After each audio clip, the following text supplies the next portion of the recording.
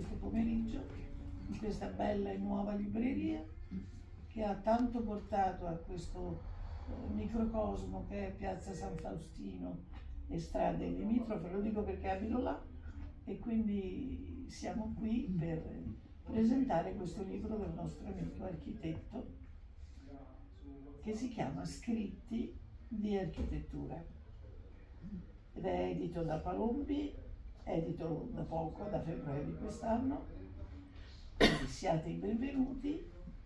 Io con grande piacere sono qui come amica, anzi genitrice di amici, perché in realtà avrebbe dovuto essere mia nuora qui al mio posto, ma è dovuta partire all'improvviso e quindi io ho accettato con gran piacere di sostituirla perché sono molto ammirata, a parte la simpatia di questa coppia e del loro bambino che è amico del mio nipotino prediletto e anche dal discorso in generale sull'architettura, che è una scienza, una cultura tra le più vaste, variegate e affascinanti.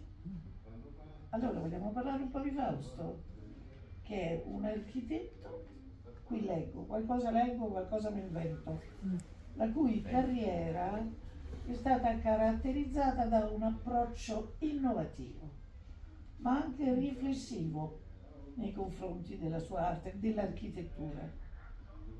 Lui appena laureato si disgiunge, distacca, diciamo, dalle convenzioni della cosiddetta scuola romana, detta rinomata scuola romana, e lui incomincia un percorso personalissimo, originalissimo,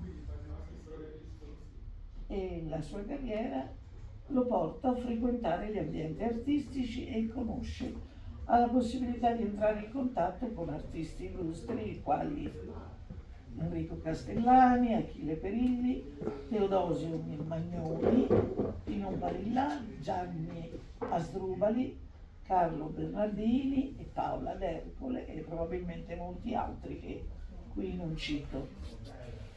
E lui ha lavorato per un po' nei cantieri edili, vista l'eredità del padre artigiano, perché avevano una ditta, dico bene, di ristrutturazione, una ditta appunto che si occupava di opere edili, e lui decide di avventurarsi nel campo, in questa nuova, per lui ispirante esperienza dell'architettura, anche di un discorso di esplorazione anche fisico, anche corporeo. E questa scelta gli fa intraprendere lunghi viaggi di studio in Europa, Asia e Nord America, chiaramente arricchendo la sua visione, il suo approccio culturale e progettuale. Fausto per Palombi Editore ha pubblicato Spazi sensoriali. Questo libro. Hai fatto la dedica? No. Che autografo. Qualche anno fa, era il 2010.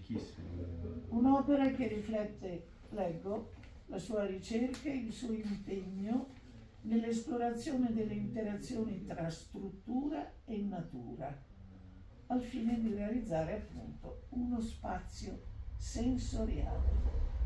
Questa locuzione ci deve fare riflettere e nel corso della presentazione del libro ci farà infatti riflettere molto.